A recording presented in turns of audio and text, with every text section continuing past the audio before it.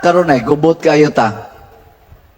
Sige gukod anang impeachment, dagko ra ba kay gasto.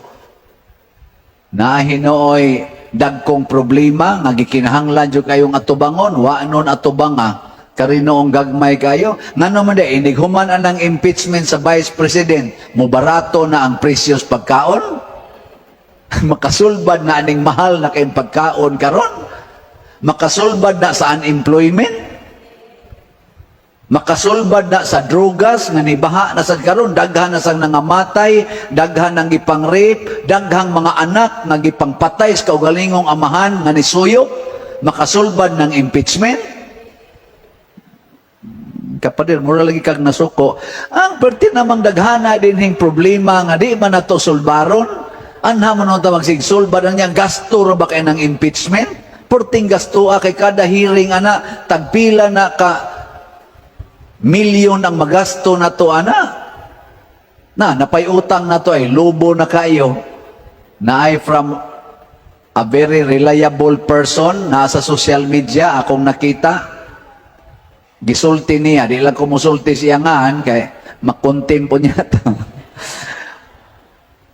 Ang budget ko nun nato sa 2025 kanang 6.33 trillion gipetisyonan man na, daghamang ni petisyon ana kay tungod lagi atong technicality nga naay daghang mga blanco nya gipirmahan nga way klaro inana nana na Supreme Court na gifile, pero as of today 64% na kono sa maong budget na release na.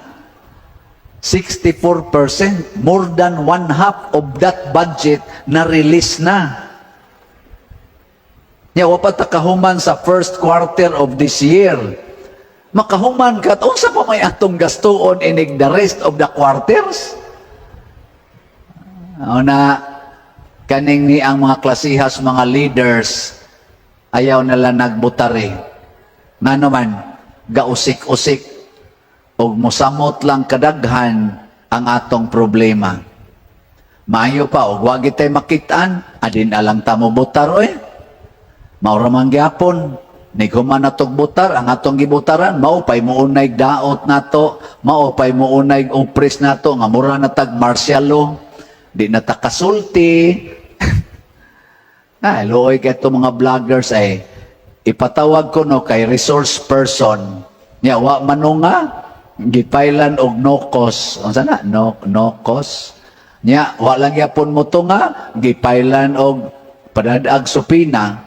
Nya kung dili pagyapon mo to nga, ipa-contempt na, ipapriso na, pagkaluoya.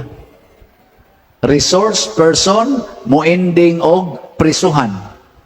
Ang ato din og daw natin resource person, tagaan pa natog stipend, tagaan pa natog pagkaon, librehon pa natos accommodation. Pinangga kay na natong resource person, di ba? Sa inyong mga kompanya, kana mga resource speaker, pinangga. Pero dito aning ato mga leaders nga elected kanang naa diha sa nang ilang hiring-hiring diha, ang resource person insultohon, kasabaan, singkahan, unya mo ending pa nga ipapriso.